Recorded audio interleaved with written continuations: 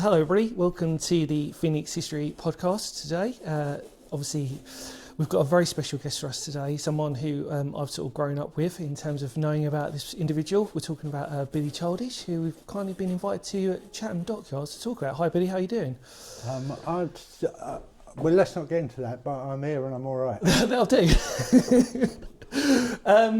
First thing I wanted to ask you was, just for the audience, just in case they're not aware necessarily of your background. Obviously, you're known as a painter, is that, or an artist? Can we just sort of say that, and a musician? Yeah, well, it really depends on the time period. Once upon a time, like if they did an article in the Guardian, I wouldn't be allowed to be a artist. I'd be a musician who painted. Yeah. And then because painting became, I became more successful at painting. Now I'm not allowed to be a musician. I'm an artist because the English like to, and the British, I suppose, they love to divide everything up and make sure that people stay in their boxes. Yes, I appreciate that, and I feel probably for you that there's obviously it's just about being purely creative. Is that probably the best way of saying it? Really? Well, I'm not sure. I just it's just stuff that I do. Yeah. You know, I don't have a big deal about identifying as a painter or a musician. It's just when I'm doing it, that's what I'm doing. Totally understand that. I was going to say, so really you are pretty much somebody who's been known for obviously being a part of Medway, really, and part of Medway's sort of like lexicon of individuals who have sort of made their mark, really. I mean, what was it like in the early stages for you sort of growing up before you sort of like really established yourself? Like, what was your childhood like really around? Well, I was brought up in Walderslade. Mm-hmm. I was born at All Saints in 1959. Everyone in my generation around here was born at All Saints, the hospital that's they decided we didn't need anymore. Down Magpie Hall Road. And my parents lived in a modern semi-detached on Walderslade Road. Right, okay. And up until about 5, my father's father, my grandfather on my father's side, he was an able seaman, and he lived in St Mary's Road, Gillingham, where my father was brought up. My grandmother on that side was in service, and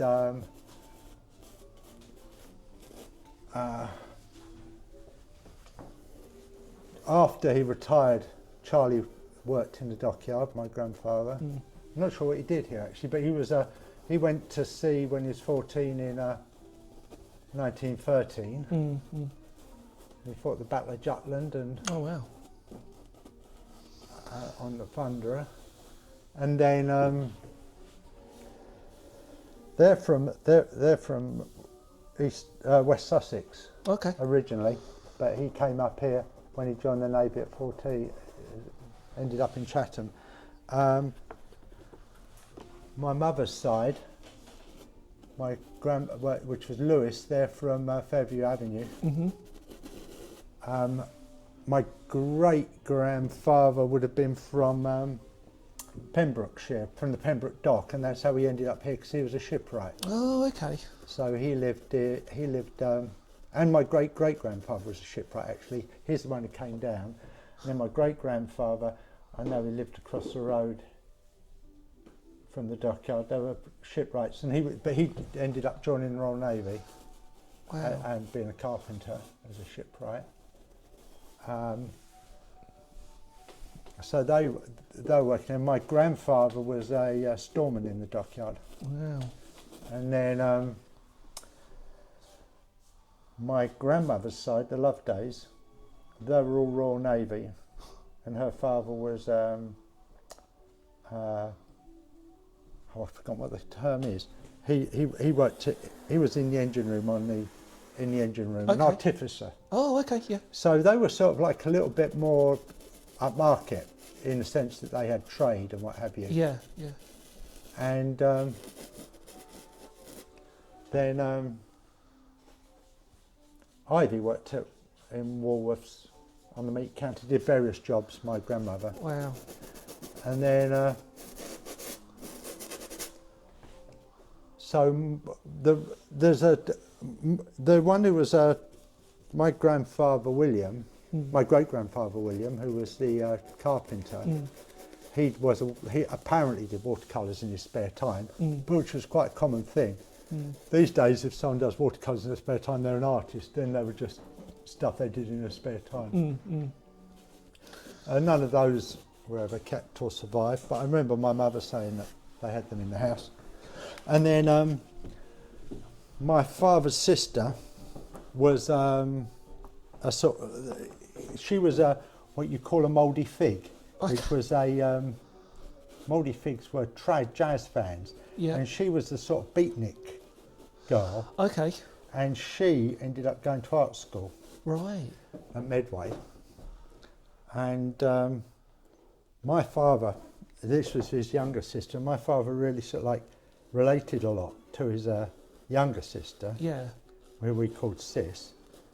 And so he was sort of quite, I think quite influenced by her probably.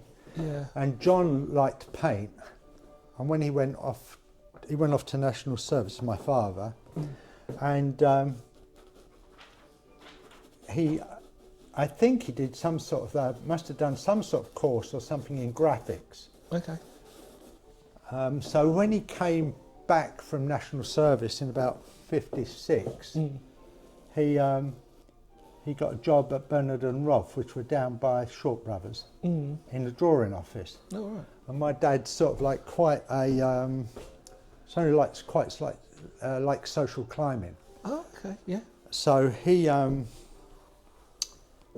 got rid of his working class accent, and he, by hook or by crook, he became the art director of the Daily Mirror in the early 60s. Oh, blimey.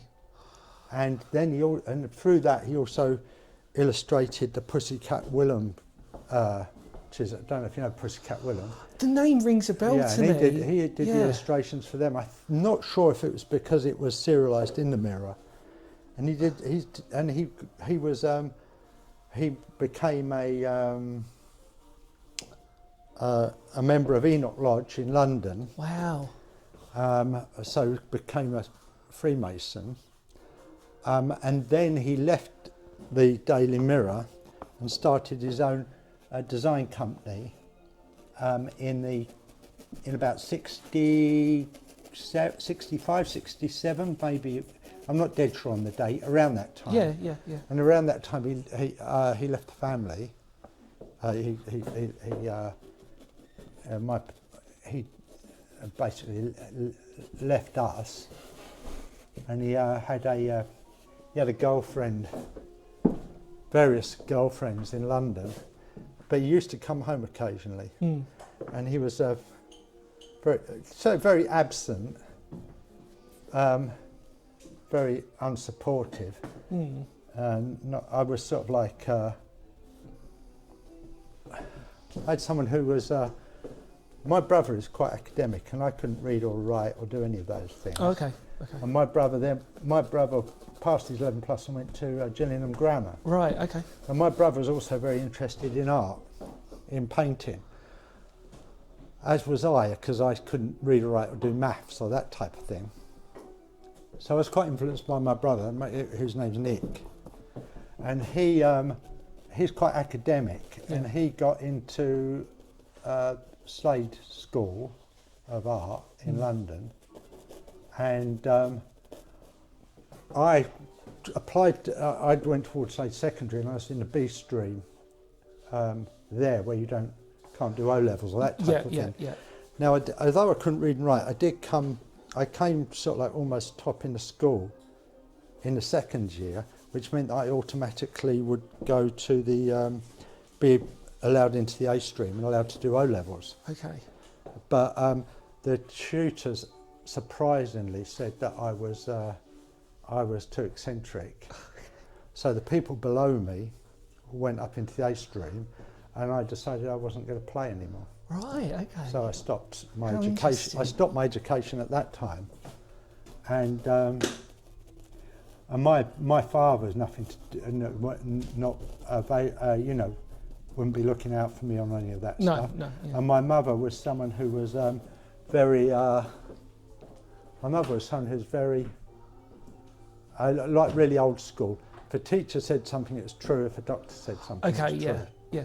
Would it be like a phrase that we'd use now as like a product of their time or a product of their generation in terms of mindset and probably the way they looked at things necessarily? Certainly June, yeah. Yeah. John not, because John was sort of like, although he was an absent father and never spoke to me really, in any sense, he was someone who did what he wanted to do. So he was not really typecast. Okay. Probably because he's sort of like some sort of sociopathic narcissist. So he wasn't sort of, he was someone who wasn't someone who was contained by his upbringing. Okay. Yeah. Which actually Sis, his sister, Sis, who did the art, she wasn't, but I don't think she's a sociopathic narcissist. Okay. So all of the family moved of that family moved into a more sort of like lower middle class area. Wow. Although I wasn't brought up with any of my my aunties or cousins as such. The family's totally dysfunctional, and they all spend time not talking to each other, or someone's in and someone's out. So I didn't have any sort of like a support network at all, or family. Yeah.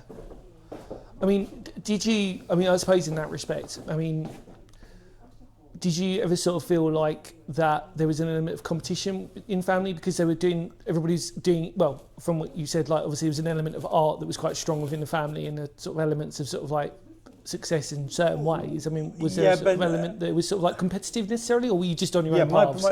I would say my brother Nick was exceptionally competitive and bullied me all of my childhood. Right. Okay. And but the good thing that I didn't feel competitive at all. Although maybe, you know, I was just trying to be to live and exist, and I found that drawing, painting, and Peter Cook, Dudley Moore, things like this on television, they sustained me. And I emulated my elder brother rather than competed with him, which must have been highly irritating for him, added to the bullying problem. Wow. And I was, so when my father was at the Mirror, he used to bring, when I was about 3, so musically, my father was into trad jazz, and my mother's first husband, Ken Frost, who worked in the Dockyard, was leader of the Danny Kent dance band. Oh wow! Because which did the big dance shows. Yeah. And it's interesting, that type of thing, because of course they're. What I like about that is, what's his job? Working in the Dockyard. Yeah. And I don't mean that's a badge of honour. No. But I do like things where it's sort of like, I really like amateur as in you're doing something because it's your interest. Yeah, I remember. Not your career. Yeah, because I remember there was an interview that you and I, obviously from somebody like myself, obviously it was I say as a musician who did it for the passion to begin with, similar in that context. And I just I totally agree when you say that about being an amateur in that way, that really fundamentally it's probably about the fact that you should enjoy it, really, isn't it? And it's a way of release. I think that what happens is because amateur, as far as I understand, my kid might know better, is that's for love, is it? Amateur just means you're not doing it for No, in French. Oh, I don't know. You know French? Yeah, and more for the love. Yeah, for love, yeah. Well, so, the kid does French. So, where am I with that? Yeah, because when you're operating on that level, of course, in our society or our way of thinking, that makes something less. Yeah. Right?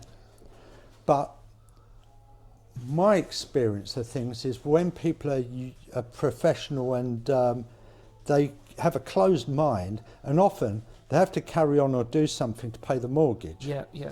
So what happens is there's a huge amount of compromise involved. Yeah. Now, for myself, I didn't ever get into that situation because I decided I'll backtrack a bit. No, that's okay. Well, no, I'll backtrack a bit because then I had no qualifications. I couldn't get into art school. Yeah. I tried when I was 16 and they wouldn't look at my work. And in the newspaper, they said there was apprenticeships at the Dockyard. Yeah. Now, you need qualifications for an apprenticeship, but none of them interested me, and I would never get in, apart from one which said stonemason. Yeah. So I applied for this stonemason position as an apprentice, and seeing that no one had applied to be an apprentice stonemason for X thousands of years in the Dockyard, I got the gig. So I started here in September '76. As an apprentice stonemason, and you have to sign your indentures after 6 months. Okay. Now, I'm getting confused here because I wanted to get the music thing in, didn't I? No, it's okay. I wanted to get the music thing in, which was like my father being trad jazzer. Yes. So you might have to cut this together a bit. That's Trad okay. jazzer. He was. We had Louis Armstrong and this type of thing at home, and records that were played. And my mother was interested in Frank Sinatra, so I heard that a lot, which I found depressing. From when I was about 1 or 2, I'd heard this stuff. And then we had Lonnie Donegan as well, who they'd seen at the local art school. Yeah. So my father had some sort of interest in what would develop into the British beat music. Yeah. And when he was at the Mirror, when I was really little, he would bring, he got all of the promotional photographs of the Beatles that he used to bring home, we put on the wall. My next door neighbour, Big Caroline, 5 years older than us, she was a big Beatles fan. Yeah. And my father brought home the early singles and the early Stones singles. And because my brother was really interested in this stuff, and Caroline, you know, they became my favourite group, the Beatles. And I was listening to that stuff, and then my father also, because he fancied himself as a bit of a beatnik, like a Mouldy Fig beatnik after his younger sister. Right, yeah. This was up until this transformation in '65 or 66 when he left. He was quite a strange fellow. He had all of his suits hand-tailored in Edwardian style at Newcomb's of Chatham by Mr. Driver, who, when they were a real company. Wow. And so he always dressed sort of impeccably starched collar and stud and all of this stuff. But in his relaxed thing, he was, you know, he was unusual because he had beard and sandals and duffel coat. Okay. You know, in his off period. Yeah, interesting. And so then, you know, like I was going to Oakland's Infants in Wedgwood, and where my Beatles wig to school and my toy Beatles guitar. Okay. So I was totally, and this was probably very much me wanting to be like my older brother and Caroline. And so I was brought up on that, and then my brother went to Gillingham Grammar, and he was sort of like wanted to be some sort of, they used to have what we call wallies, which were sort of like apprentice hippies. Yeah. So they'd be the first people who would maybe smoke some hash or something, and have long hair, which I did, and listening to Jimi Hendrix. My brother brought Jimi Hendrix records home. So when I was, so this must have been really infuriating because I was 4 years younger, and I was sort of like hip. Without any work whatsoever. Amazing, yeah. So, you know, I had my Afghan coat and my long hair and my listening to Jimi Hendrix in 60, listening to Hendrix in 67, I guess my brother got the records. Yeah. So, and then at the same time, I had this really interesting rock and roll music, and I had an early Thunderbirds record, which I swapped with Terry Ravenscroft for Tutti Frutti by Little Richard. Yeah, I love that. And I was really always had this big draw to rock and roll. Yeah. And then, so let's get where we were, back into the Dockyard. And with my brother was living in squats in London because our father, we never had any money. My father didn't put any money into our upkeep or housing, and he was John was quite a high earner with his own company, and he would never disclose to the government what he earned. Okay. So we weren't allowed grants, and he kept my mother on a very, very tight budget. My mother wouldn't divorce him again because of that generation. Okay. Yeah.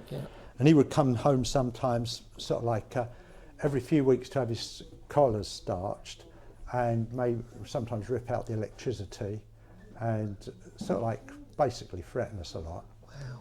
And so that wasn't working very well.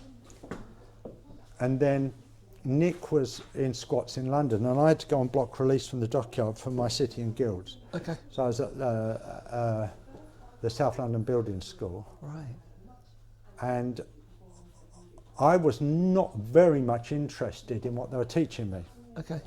So they were teaching me to make, you know, you're meant to make perfect blocks, and then put cornices on them perfect. Right, yeah, You're not yeah. allowed to pass a fag paper under it at any place. And I was going out onto St Mary's Island and carving American Indians and things on these big blocks of old stone out there. Yeah. And pleasing myself. The guy who was teaching me had terrible, must have had high blood pressure, and he was off work most of the time. Right. So I had to find things to do myself. And then I was put out on Rochester Castle when they were doing the top of that to just repointing, and I'd be replacing stones that are missing, and the same at Upnor Castle.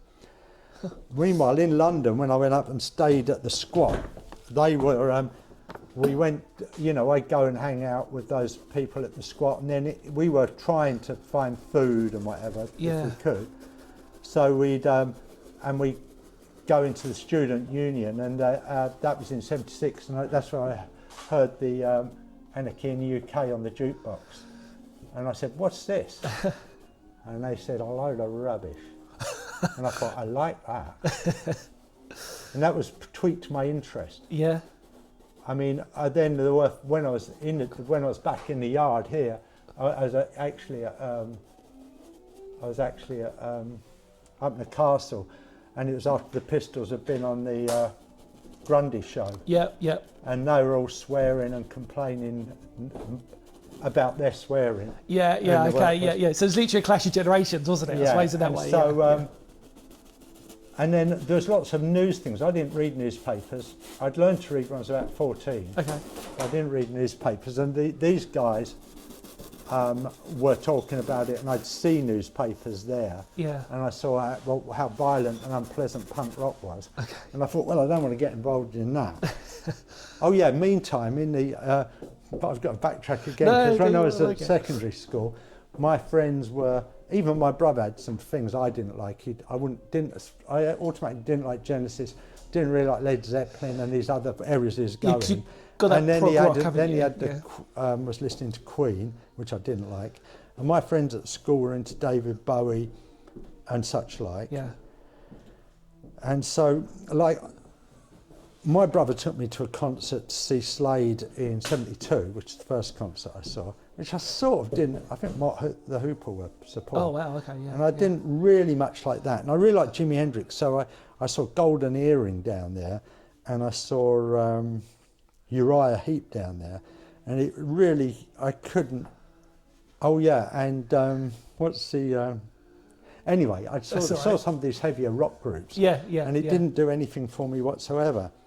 And then I went to see, they had Cole Perkins, and these sort of people, and I went to see the Rock and Roll Revival shows. Yeah. Which I quite liked. And that was sort of like, so, and in the Dockyard, I was on about 18 or 20 quid a week. So I had all this money I'd never had and didn't know what to do with. So I bought, this is '76, so I bought Buddy Holly's Greatest Hits, Rolled Gold, Volume 1 and 2, all the back catalogue of Rolling Stones. The Beatles Live at Hollywood Bowl came out that year, which was I really loved. Bob Dylan's Greatest Hits, strangely, the Andrews sisters, who I really liked. Okay, yeah. Yeah, and me and Keith did the Fort stuff. We were really big fans of the Shadows. Yeah. Because he had a Shadows cassette that he played in his dad's car when we went off to do the Fort stuff. So there's this sort of mix of things.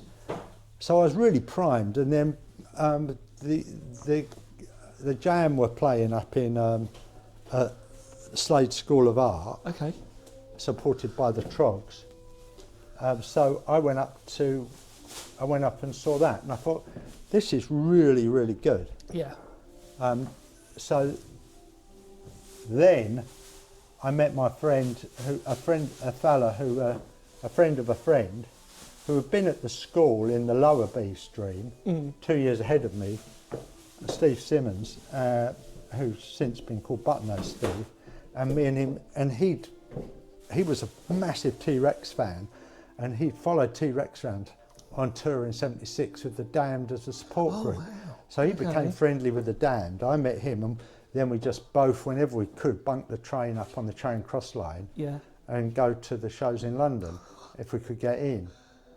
And so in that way, and we thought, oh, we could do this, we could form a group. Yeah.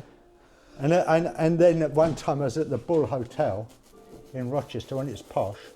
They used to have the Victorian bar at the back. Yeah. And I was in there, and there's a fella, Russ Wilkins, who obviously noticed that I was dressed completely wrongly, because this is in summer, must be spring, summer '77. Okay. Yeah. And he could, because you could get beaten up for wearing straight trousers in those days. Yeah. And so and I had a pair of those two-tone Jam shoes, and straight, and sort of like 50s trousers. Because we used to, what people don't understand punk rock is none of our generation had mohawks, leather jackets or piercings. We got everything from second-hand shops. So 50s, old 50s stuff. Yeah. And of course, I really loved all the 50s and rock and roll anyway. So my way into punk rock was through the rock and roll route, not the glam route. No, yeah. And that's where I also came into a lot of trouble with later, of course, because of that revival into New Romanticism, which wasn't about rock and roll at all. No. Anyway, so where does that get us?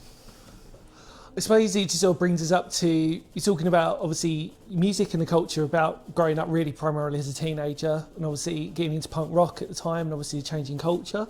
I suppose you mentioned really where we ended really was probably where you were talking about you literally left the stonemason. Oh no, so let's do the stone. Let's get out of that. So got to backtrack slightly. That's there. all right. So the guy was always absent. My guy's teaching me from the Dockyard. Yeah. Who was called Bill Cubitt, which is a good name for It's an amazing name, I like that. Especially for a stonemason. And we, so he was always absent, and I was out on the Boar's Nose, which is where the docks into the tidal river, which is a big lock. Yeah. And we were repairing the canvas there, which is part of the lock gates, with these, and they're bedded on these blocks of granite, which are sort of like a foot down into the surface. And I was sent out there, and when I was out there with Bill Cubitt, we'd be taking off the top of this with machine tools. Okay. And Bill Cubitt wasn't in, and they said I had to go out there. They hadn't fulfilled their part of the bargain by getting me my tools. Right. So I had no tools anyway. So then they sent me out there. It was a cold, foggy winter day. You couldn't see your hand in front of your face.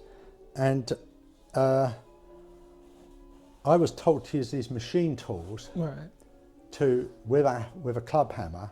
Right. And they're not designed, they've got no top on them, yeah. to carry on doing this job. So I went out there and I tried to do that. Yeah. And it's just bouncing off the granite, and your hand is ice cold. It's bouncing off the granite.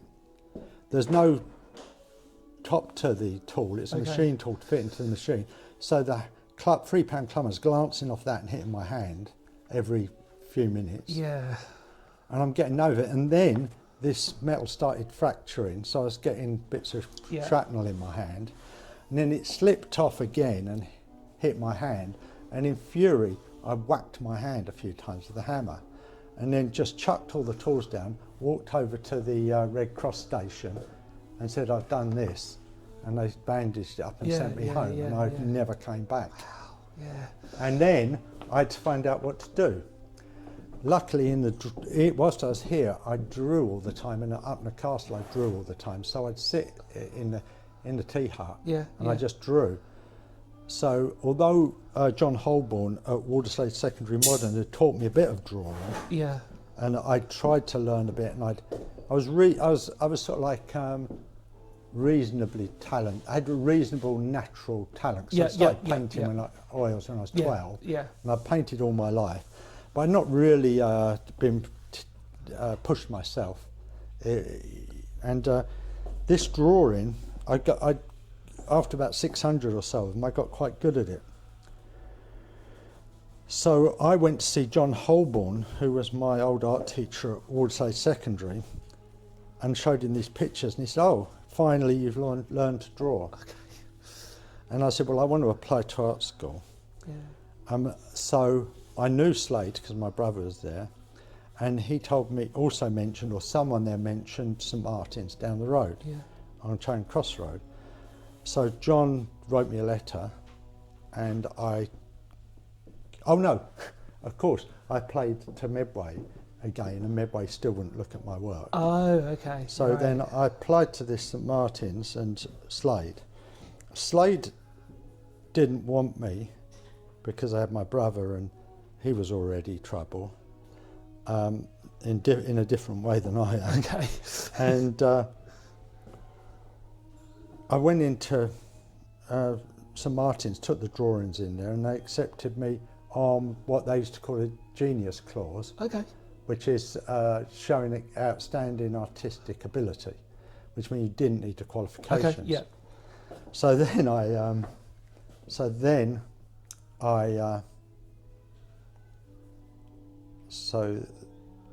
I applied for a grant which I couldn't get, and the grant, Kent County Council, who also paid for the fees if you got into a college, said I'd applied out of my area and that wasn't covered. Right. So they said I needed to go to Medway College of Art and Design. And I said, well, they've already turned me down this, and they said, you need to go there. You've got an interview. This is the date. Go there. Okay. So I went in without my portfolio and told them I didn't want to go there, and they needed to turn me down because they'd already turned me down. Yeah. And then I could go to St Martin's. And they said, anyone who can get into St Martin's can get into any art school, you're coming here. Right. So that was 77, I was going there. So I went in there, and it's an art design college, and I was even less interested in art than St Martin's is, which I didn't realise was a fashion college, essentially. Oh, okay. Right. So then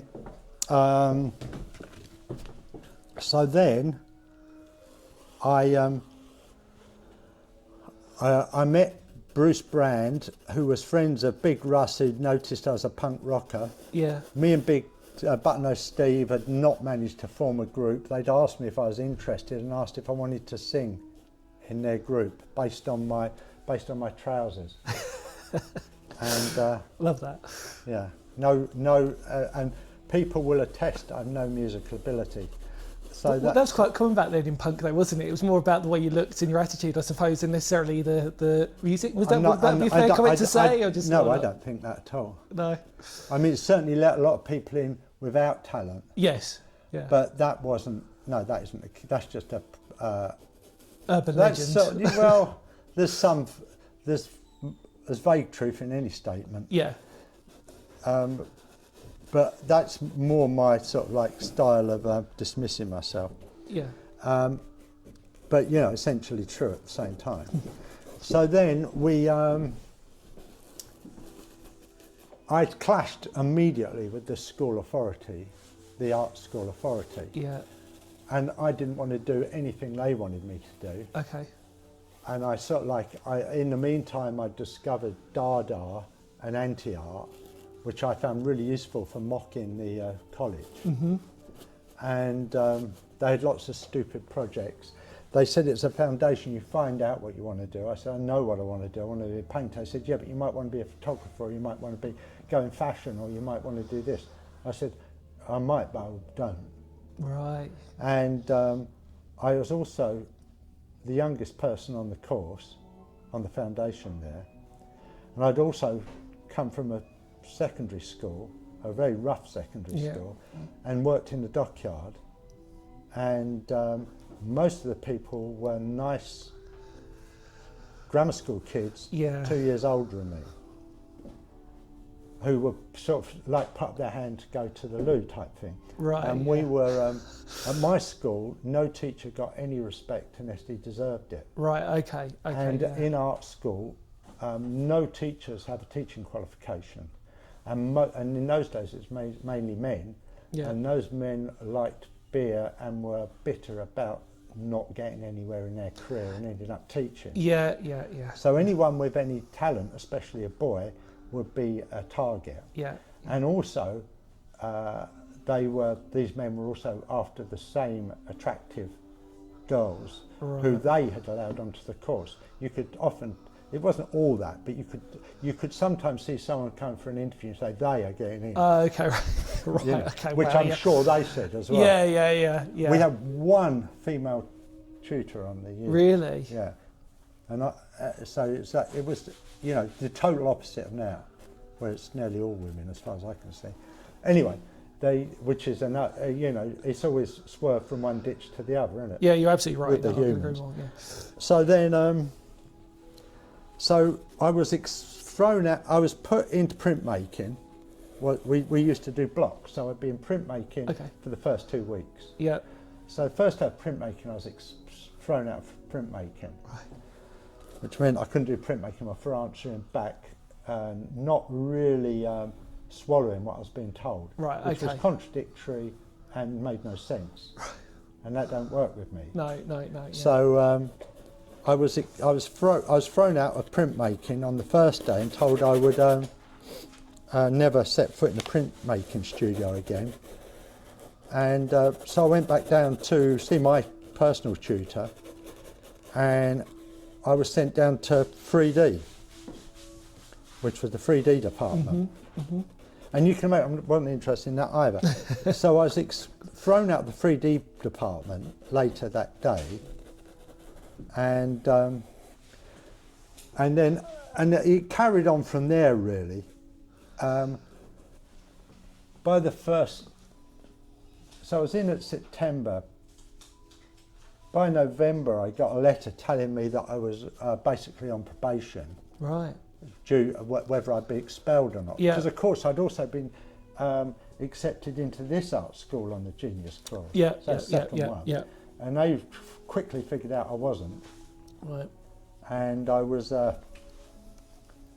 put on quite strict probation. And I managed. Meanwhile, we were in a punk rock group. In the people's perceptions, I mean, I was the only person at that school visibly a punk rocker. Oh, really? Yeah. I mean, my friends, Bruce and that, you could probably detect it 'cause they had straight trousers, but I was definitely a punk rocker. You're all out. Yeah. And so at the end, basically, I managed to cling on till the end of the year, and I was told that my work would not be included in the end of term show, and that would mean that I was. In the meantime, I was doing fanzines, playing gigs, writing poetry, doing all sorts of things, and oil painting, and making a lot of collages. Because I'm very prolific, and they said I'd done nothing and not replaced the curriculum with anything, and all that I did didn't count. So then the reason they did it was because if I didn't pass pass out a foundation, that would stop me going on to do painting at art school, which is what I wanted to do. Okay, yeah. So they basically tried to stop me dead and make sure I couldn't go on. Yeah.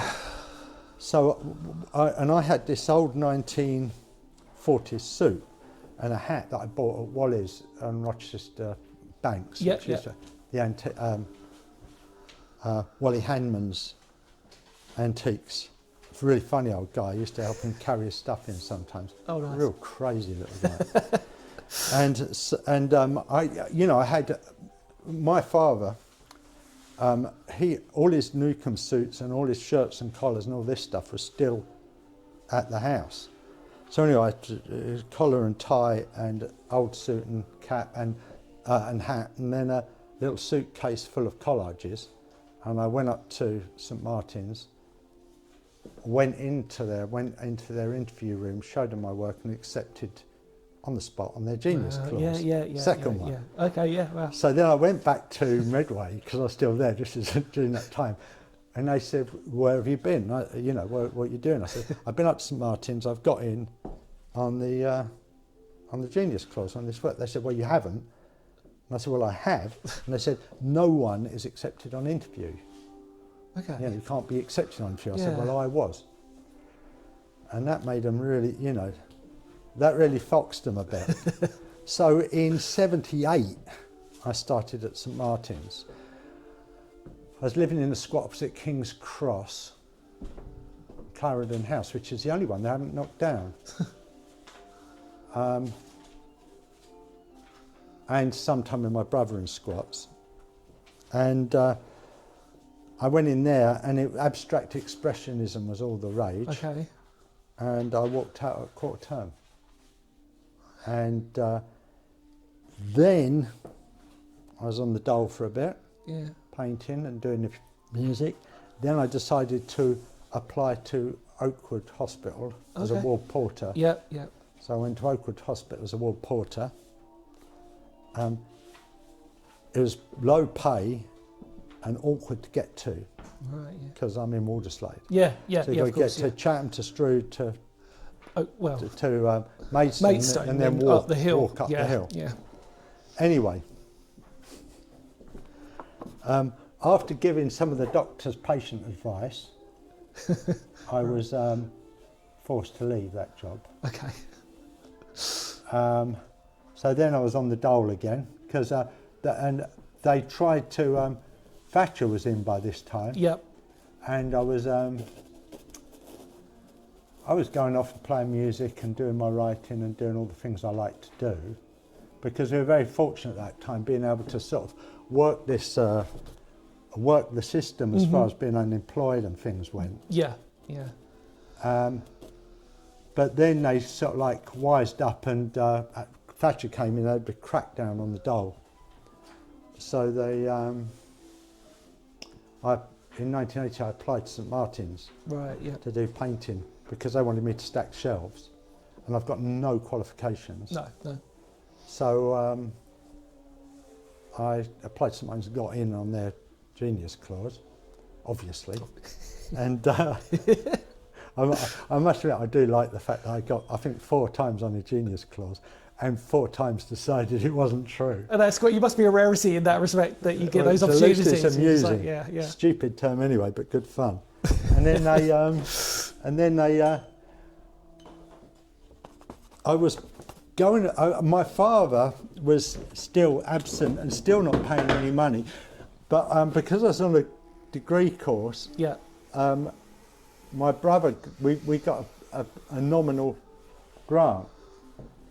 So my brother was very chuffed, but unfortunately, because at the art school, I met Peter Doig, who's a quite famous painter now, and Pete had seen some of my nursery rhyme stuff I was doing with Sexton Ming, and this sort of, because at this time, I was my biggest influence in poetry was Lewis Carroll and this type of thing.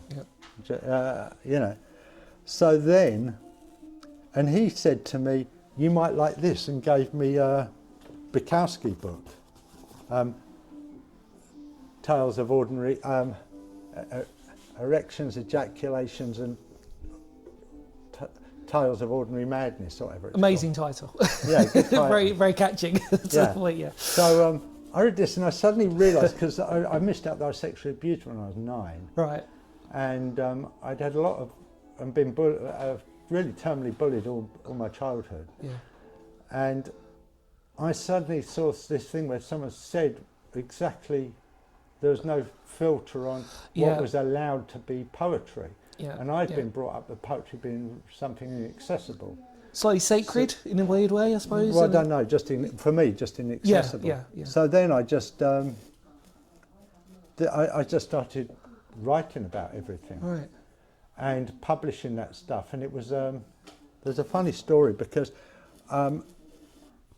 it was the hardest thing, obviously you're not going to get, it's going to be hard to publish anything, but the hardest thing was, because I'd done fanzines and things and already done poetry, Xerox fanzines and all these things, we'd used the machines in the libraries we used to use, and they had a library up at Medway where I'd made these previous booklets and fanzines in 77, now going into now 78, and now we're in 1980, and I was like, how am I going to make these booklets? And we do readings. I'm in the Medway Poets, and that's another story how I got banned from the TV South show with my poetry, which the others weren't, and I'm the only one from Medway, which I thought was, some say ironic, other people might say unfair, and I'll go for unfair. So then. So when I started these other, just when I started Hangman Books, around this time, and I needed to publish these, so I went into the. I was down for Chatham because I couldn't afford to be in London because it's a very poor amount of money. Yeah. And then my father was arrested for drug smuggling. Oh wow! So then any money my mother could give me was curtailed, because she'd try and get some off of him. And also, if he came home, I'd worked out the combinations on his suit, on his attaché case, and if there was sometimes there'd be a couple of £1,000 in brand new notes, because I don't know what he's doing. We can guess. And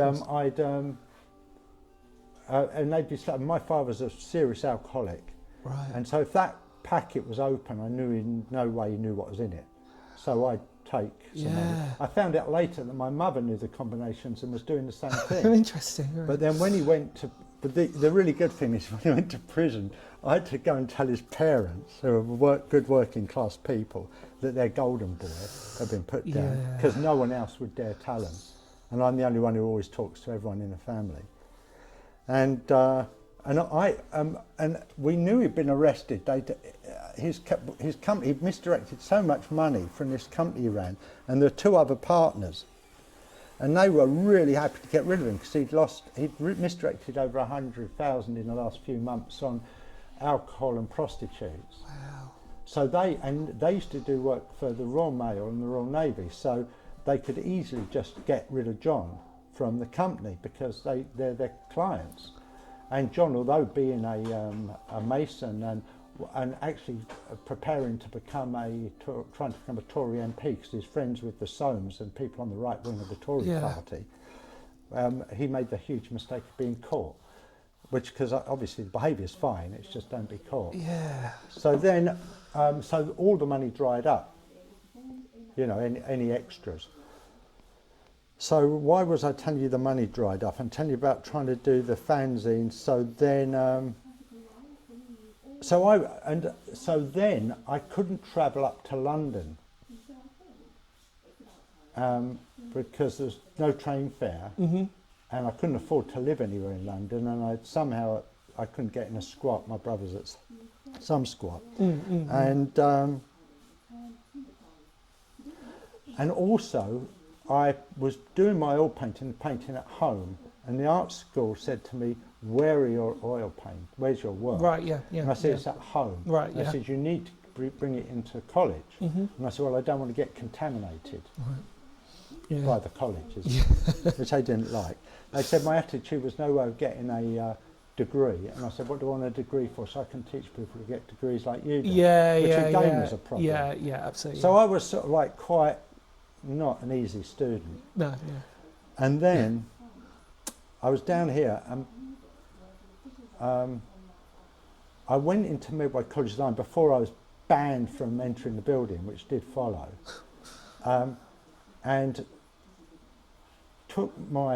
I used to make the magazine, like hand type what I was going to do, and then Xerox out and staple them together. That's how we always did it. Yeah. So I took these up to the library, and they wouldn't do them because I'm not a member of the college. I met Eugene Doyen there as a photographer. He did all the photography for the milkshakes and then for the subsequent groups that we were in, and a lot of local groups after they found out how good he was. And he was the social secretary studying photography at Medway, which is also ended up making the Kurt Schwitter's film. Oh, yeah. And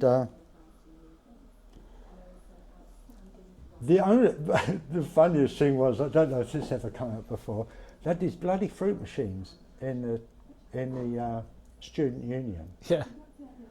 And Eugene being the social secretary and coming from a poor background, no money at all, he contacted the company and had his own fruit machine installed.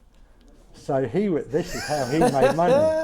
Amazing. So there's this. I love that. That's clever. Eugene's fruit machine. Yeah, that's good. That I like that. Sorry, and then, and he said to the student union, this person wants to publish his poetry. Right. And the student union social secretary and the president, they said, well, we need to read them to see if we can have them published, right? Or printed up on the Xerox machine.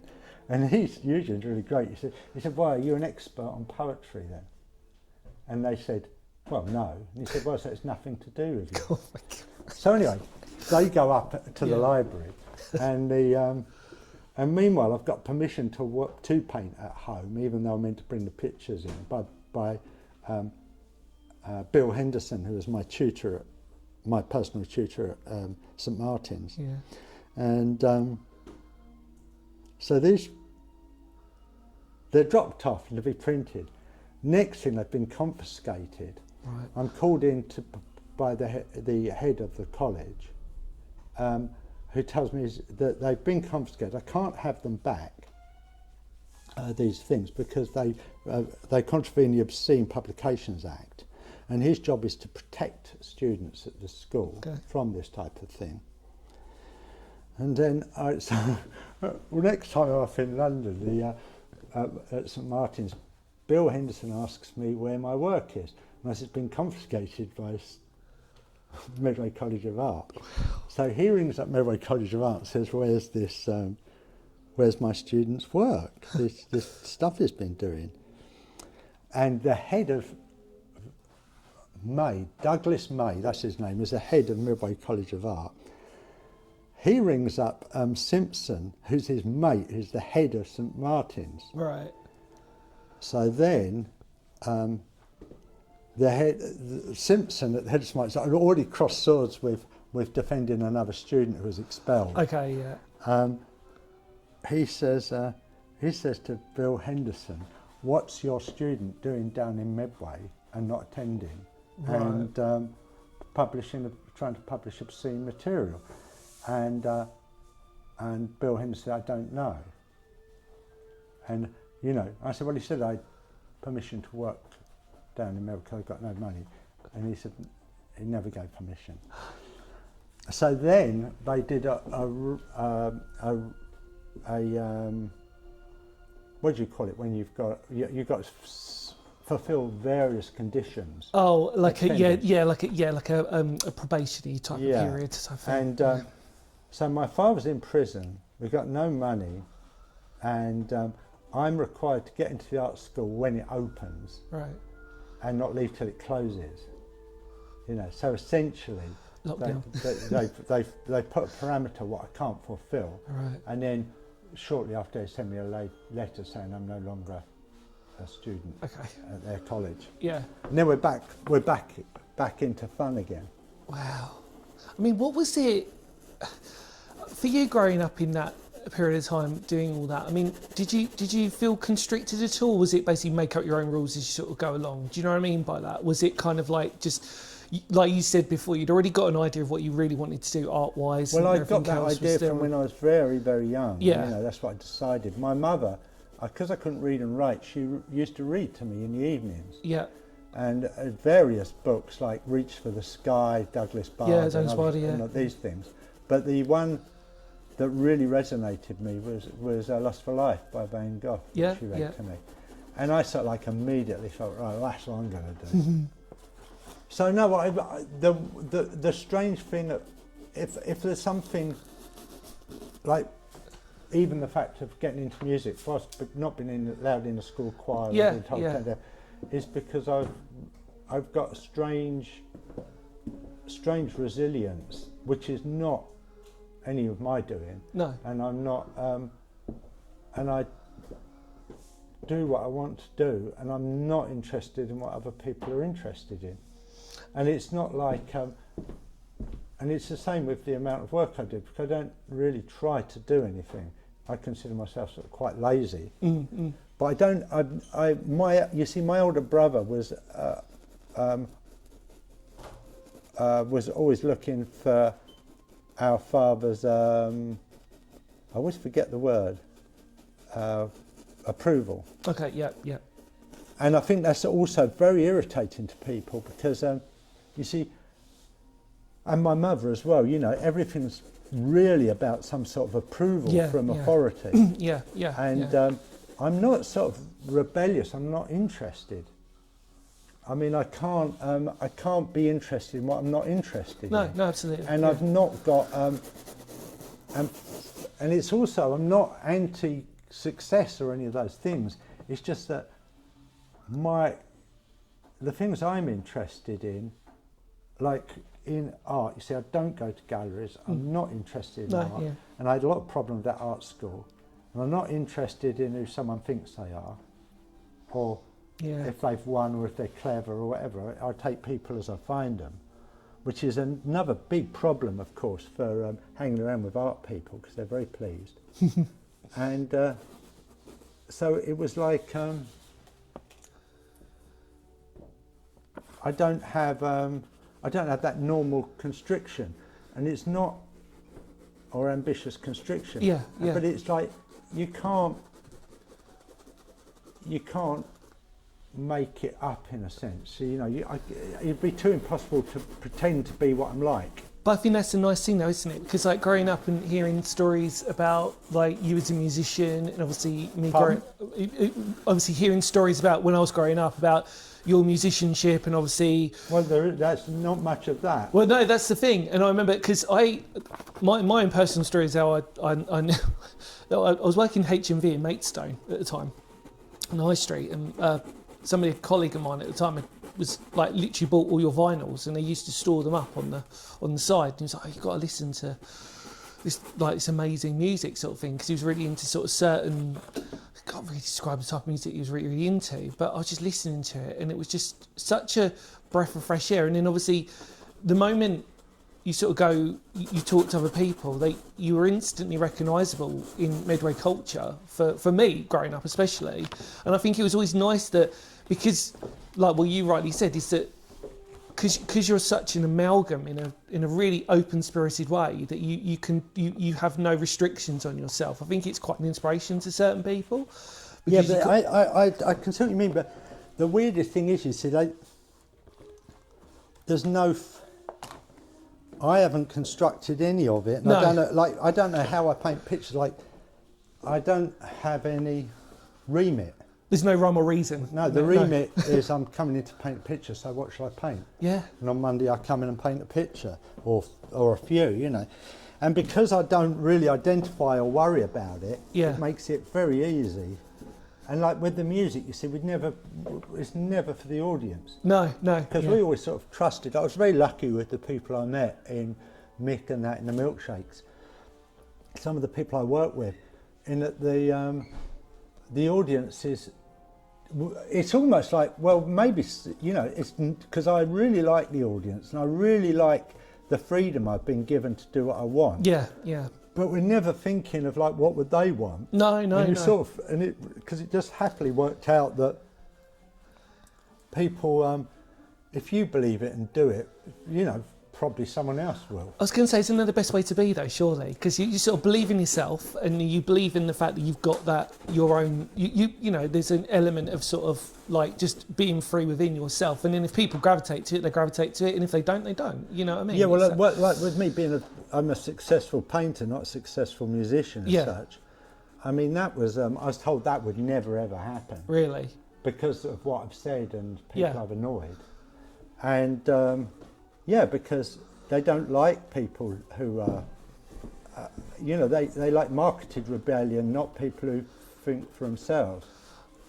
I was going to say, because is it what you said pretty much at the beginning, is that they want to categorise you and put you into a box. You are either one thing or you're not. You can't be all things to all people, if that makes sense. You can't be a musician and an artist, quote unquote, or not. And you can't be two things at once, because it just doesn't seem right. You can't be overly creative or opinionated, because you might... You see, like, people think that they like creative types at art school, but they don't, because a creative type will have opinions that aren't in vogue with their idea of what rebellion is, or avant-garde, or the edge. You know, because I don't like when we did the milkshakes, we were playing to nobody. You know, because nobody wanted that. I mean, but we wanted it, so we did it. I mean, was it mostly like local gigs at first, or were you travelling up to London to do stuff? We did. It was local at first, mainly local. Yeah. Did you see the sort of like? I mean, did you feel like it was a slow process, or did you not really care in the first place? It was just like, we'll play a gig and that's kind of it. Oh, it was local in Germany, because the Pop Rabbits played out in Germany. So we'd get an old van and we just asked people if we could go and play, and we'd just go and do it. Yeah, yeah. And it was not, it was what we wanted to do. I mean, it's like, even when I paint pictures now, though I'm successful, no one's asking me to do more of what I do. No. Or we make records now. The people I work with and I make records with, they want me to make less, not more. Really? Oh yeah, you know, no one wants, we don't need any more. Would you be happy to do more though? I mean, would you just be happy just to flow? I mean, I suppose for you, quantity is... Happy to do more, I don't understand. You know what I mean? Like, quantity's not really a thing for you, I suppose, really, is it? It's just like, you just want to do whatever you feel like when you feel like you want to do it. Yeah. Yeah. The ultimate sort of freedom. So I do what I want. When it came to growing up around Medway, I mean, do you feel like it's slightly strange in a way that you've sort of come back to, obviously we're at Chatham Dockyards now in the Rotary sort of section. I mean, you sort of come back to sort of like this idea that you're here, you've got a creative space that you can work within in Chatham Dockyards. Does it feel like a second home in a strange way, this sort of area to you in a weird way? You know, you can sort of imagine. I've always lived in Medway. Like, people wonder why we didn't go to London or whatever. I think it's money constraints mainly. Yeah. And you can get to London easy anyway. I don't know what I think about that, what you're saying. Do I think it's... I mean, I see it quite funny that I'm in the dockyard, but I'm not sort of like, you know, that I was here, and now here I am. But it's so monumentally different. Yeah. You know, it's like Dockyard, you know, it's nothing to do with what it was at all. I mean, some of the same buildings, but it was quite a funny place to work, the Dockyard. I mean, I bet there must have been some characters, you know, I mean, like but the world was a bit like that. Yeah, I mean, we were, when the milkshakes were playing in the 80s, you'd still see rag and bone men on with horse and cart. Yeah. You know, when I lived in Walderslade, even in the 80s, there were people with horses in their front garden. Yes, you know, and it's like the world is so monumentally different. Did you? Yeah. Because I mean, like you had an opportunity. I mean, did you explore the forts and everything? You must when you were younger. And was there like an element of exploring around Medway for you? We did. All? Well, in early 70s, my person lived over on the estate, Keith Goldham. Yeah. We used to collect. I knew him because we'd go down like to Wally's and things, and we were really obsessed with cat badges and militaria. And then Keith was and at the same time I was Keith also did archaeology with the Upchurch Archaeological Group, Keith Jackson, which was Romanish British stuff, mainly out on the marshes. So I managed, and he said, well, why don't you come as well? so I was going out on digs on the marshes with Ian Jackson, who was the head of that group, who was a good 10 years older than me, I suppose, at least 10 years older. And so we were doing this, and meantime we were really interested in forts, so we used to go and break into Fort Bridgewood and found our way in there. And we decided, I think it's probably Keith's idea, to form the Medway Military Research Group, and this is in 74, 75, and we were, so then we decided to actually do research, and we go to the library, and we used to go down, we used to go up to the lines and break in there and do restoration on Belvedere Battery. Right, and we were arrested several times and put in cells at Chatham. So then we went and approached a Lieutenant Colonel at Royal Engineers and told him what we were trying to do, and we got passes to work in there. There's me, Keith, who were the founders, and a couple of friends that I recruited from Broadslade Secondary School. Right. And we formed this group. We'd formed this group, the Medway Military Research Group, and we got rooms at the barracks, big rooms at the barracks off the parade ground. And when we were out at Upchurch, I found a piston off a Heinkel bomber that'd been blown up out there. And then we discovered when we were out there next, about 2 miles out, I guess. And we've managed to locate most of the engine when we were going out to do the archaeology with the other group. So then we went out one evening with several friends, or several of the group, and took a bonnet of an old bonnet that we got from I'm trying to remember the name of the car, Morris Minor, I think it was. And we took that out there, and we dug it out and pulled it back in as the sledge on this bonnet. And we had that up at the in the rooms, and we also did some work on the forts in Gravesend. I can't remember the name. New Tavern Fort. New Tavern. We started that project as well. Yeah, wow. Or worked with Vic Smith on that project, restoring that and putting on an open day. You get into those stories, it gets crazy what they're doing. So and this actually helped for the punk rock stuff, because we published a pamphlet on the forts, and we started going around all of them and then doing research in the library at the Engineers Museum and finding out all about this stuff. And we joined the main organisation for archaeology in Kent. And it's quite interesting because we were really, really looked down on, because concrete archaeology didn't exist. So we were some of the very first exponents of concrete. Because so now they'll do things that are quite close. But what we were doing was considered far too close. How interesting. I didn't really think of it like that, really. I mean, that was really what I found interesting about for you growing up, was obviously, I suppose anybody who lives in Medway, I suppose, is always aware of like the history of the forts and everything else. But actually, to be part of a generation where it was probably it's not generational. It's just it's in archaeology is very, very conservative. I mean, if you're interested in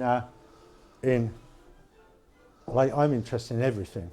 So like, I'm interested in origins of humanity. And then you're getting into these things like the Younger Dryas and the and who really built megaliths. Well, this is I'm literally going to say about this beautiful full circle, because this is actually my love of history, which well knows. Is this a replica? This one looks like the one that was in. Is it in France? It is. Brittany, Which is the cool. Is the just go. Oh, forgive me, I can't remember what it is. It just goes on forever. And what I mean, it's not really of that, because I don't like putting a location on things. It's just this is going to be. I think I was doing it. And I always wondered what to call things. It's going to be walking stones or something. I mean, I've been very interested in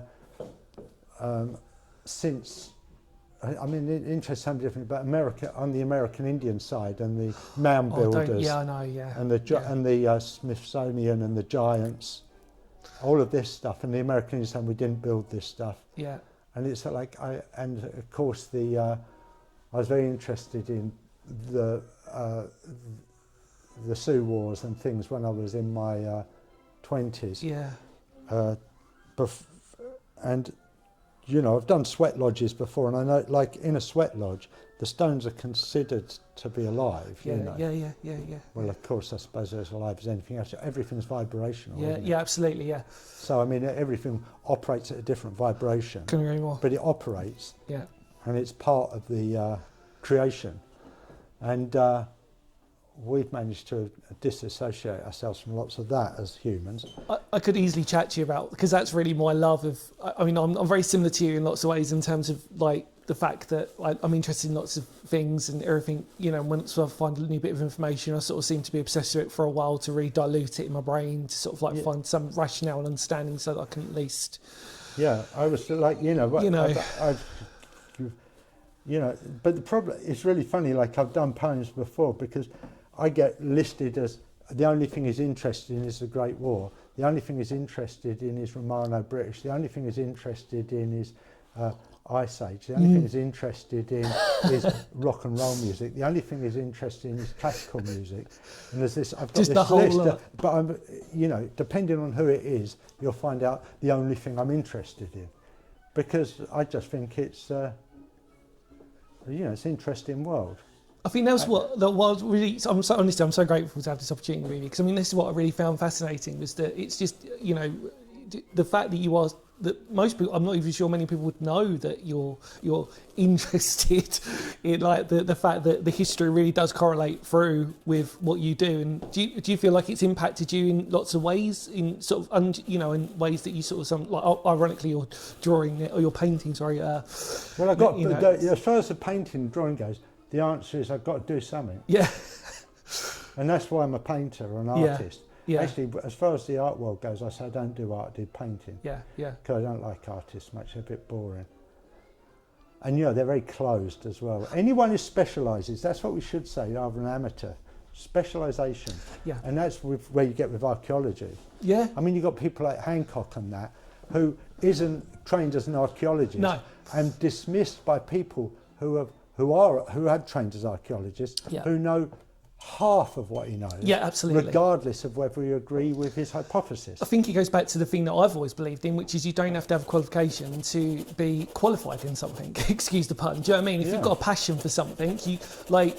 I used to think, being a musician as well, that same as you, Jimi Hendrix was such an influence on my life. And the whole 60s, 70s music was just a huge impact. And I got that from my parents anyway. But I remember my first impact of Jimi Hendrix was live at Atlanta, where he basically did everything. You know, set the guitar on fire, played with his teeth and the whole thing. And I was just, as a kid, just wanting to play guitar. I was like, that's what I want to do. That's me. Like, I was just sold on that idea of doing it. But the point was that it was just this whole element that I remember when I went to college. I went to West Kent College at the time to do music, and I really didn't get, same as you, I didn't really get along with my teachers because, as far as I was concerned, they were failed musicians who just told us what we should be rather than what I could be. And I'd always thought, no, I want to do this and I want to do this. And it was very similar to what you said. Do you know what I mean? It was the interesting thing I think about going to college, I talk to people about this a bit, is that like, you see, because I was, like my galleries, like New York and my Berlin gallery, they have to let people know that although I'm self-taught, I'm not totally self-taught because I did go to art school. Right, yeah. Because they have to qualify it in that way. Now, my friends who are at art school, or my one friend like Pete, I mean, who can't really draw for toffees anyway, they weren't taught anything. I don't know anyone, especially did painting. Yeah, I don't know anyone who's taught anything. And I've taught at Royal College and other places. I try and convey some of the things we're talking about. Yeah. But they're not interested in being taught anything. They don't want to learn anything anyway. They're there for some other reason. But but it's like I mean, if you can dismiss someone as self-taught or outsider as an artist, which they love to do, I mean, what about, I mean, I hate the work of Clapton, but I mean, he's self-taught. Pete Townsend, who I think wrote some very good songs early on, is self-taught. Jimi Hendrix is self-taught. But you wait 10 years' time, you'll be dismissed if you were not taught in college. Oh, it's a self-taught musician. I couldn't agree more. It's weird how they run that. I remember at college, one of my teachers was just so adamant and said, "Oh, you're not going to make anything of yourself." And I was like, "What?" He was like, "Yeah, because I've been there and I know what it's like." You know what I mean? That excuse. You know that one. Yeah, you're like. Well, I tell you, one of the ones at Medway, the good one at Medway, which I really loved, was John Hyde, and John Hyde was this guy on the foundation who I had a few run-ins with for not doing his. So they did this project called the Bridal Suite. Yeah. And you're meant to make a model or a representation of the Bridal Suite. Okay. So I put some hardcore pornography in a plastic bag with used Durex on a string and hung it up in thing. And of course you'd win with that now, but that was like a death nail. They were so angry about this thing. But this is just one of my interactions with John Hurt. What did I say his name was? Yeah, done with John Hurt. John Hyde. John Hyde, yeah. I'm a big fan of John Hurt. I, Claudius, great. And Rillington Place, Man for All Seasons. John Hurt was great. Mine was the Storyteller. Do you remember Jim Henderson's Storyteller? And then so this John Hyde, yes, his claim to fame was telling Keith Richards that he'd amount to nothing playing guitar. Oh, okay, yeah. Because he was his tutor. Oh, right, funny, yeah. Which funny this, you know, you hear it all the time, don't But you know what? Do you know what was really... Wasting his time. I don't know if it was the same for you, but obviously when you're talking, for me, it really motivated me to almost stick two fingers up at my teacher. Does that make sense? And be like, do you know what? Actually, I am going to make something of myself. Was it not for you, though? No, not like that at all. I just thought they were wankers. And the same. I thought that as well, but yeah, but that's as far as my little mind went. Right, okay, I just thought or idiots then. Yeah, I just thought they're stupid. Yeah. I thought, and I've never ever had really any ambition, which my ambition. So, yeah, I know what you mean, but I don't. I mean, like we make records and things, and people say, "What are you going to do?" We never really done promotion. No. And it's not so. And I like success, and I like being recognised for. Legitimately for things we've done, but I don't seek any of it, and I find it, and also find it very hollow. Yeah. I know what you mean. I think it was always in things like when I was growing up, it was like there was always that illusion, especially when you're a musician, was that it was like there was always a formulaic approach. You know what I mean? There was always a formulaic approach, like you're going to got to do this, to do this, to do this, to do this. Yeah, but you see, you're how old are you? 40. Yeah. But I mean, I'm not much like a lot of my generation, but I tell you this much, it was much, in some ways, it was so much easier, what with us having the dole and everything. Yeah, no. But again, a lot of people didn't take much advantage of it. Yeah, I think for me, it was always this thing of like, I grew up probably just at the tail end of like grunge music, quote unquote, and so for me, like Kurt Cobain, I think died in 1998, so I was just 10 or 11, but I was always into music from a very, very young age from my parents. Like I said, growing up on like the Yardbirds and like early R&B was what we'd probably call it, and stuff like that, even skiffle and all that sort of stuff. So I was always playing it in the background, so I'd always had this ear for music, Yeah. But I was self-taught to begin with because I couldn't really do it. And then when I went to college, there was this formulaic approach of like, you have to read classical music. And I was like, I can't, it took me ages to understand it. Yeah. And I always used to come back home and I was always wondered why I was always so sort of sad. Like I should be going, I should be enjoying this. This should be the best years of my life because I'm like 16 because I didn't go to sixth form. So I left, I couldn't stand my school at the time. And I was like, I don't want to stay for sixth form, I just want to go. And I thought, right, go to college, that's what everybody should do and this is it, And the moment I did it, I was more depressed coming back, thinking, I'm actually doing music, which is what I love. Why am I so sad when I'm coming back? Yeah. Shouldn't be the way, know. Yeah, I was very disillusioned with art school. I did think it was an escape route. Yeah. And I was shocked when I got there that I wasn't meeting You see, I thought I was going to meet people like impassioned people who love Van Gogh and that. Yeah. Not a bunch of stiffs, you know. I think for me, the only thing that I ever found through college was that you got to meet some really individualistic people, but they were few and far between. That's right. Yeah. You know what I mean? But the ones you did find, you'd keep as friends, or you'd really gravitate to. Yeah. But they were like 10 a penny, even when I was growing up. And so 10 a penny means common, actually. Sorry, yeah. The opposite. Sorry, yeah. the opposite. I apologise. Yeah, No, you don't but have they to were. apologise. They were just so rare to sort of see, and you kind of thought to yourself, oh, you know, like this is just kind of how it is, and everybody, you had your own small little group, and you realised, why are we the only people who aren't, we, like you said, felt disillusioned by the whole idea? And it was like, this is crazy, like, you know, coming back and like, you know, my mum would be like, oh, how did it go today? I was like, oh, it was all right, you know, I wasn't, but I was thinking, hang on a minute, I should be coming back going, this is the best time of my life, and I should be really enjoying it. But it was just like, no, like this. And like you said, the teachers, I mean, all my teachers were just these former failed musicians who were just telling you how you're never going to achieve it, and therefore it's just like whatever. And I think that like when I was at art college, I felt that like I've just done a novel which covers that period. One that's for the punk, for being in a band, and one that covers being in a band and having to go to art school, having to. And it's all about that that sort of poison chalice, and the way the way it's like, I sort of like said, I'm talking about when they talk to us about what we can achieve, you sort of think it's like, I say, you've got the eyes of a drowning man determined to take you down with him. Oh yeah. I know. I totally know what you mean by that. Yeah, it's like if I'm gonna suffer, you're gonna sort of. You think you know this. I mean, I was told that a lot actually when I was a kid. Really? Like they used to say to us, these are the best days of your life at school, and it's the worst school I've ever been to. And you'll find out when you get older, and you're going to get some rough corners knocked off and all of that stuff. Yeah, I suppose it's like, I mean, if you think about it, you can understand it because people have been decimated by education. 100%.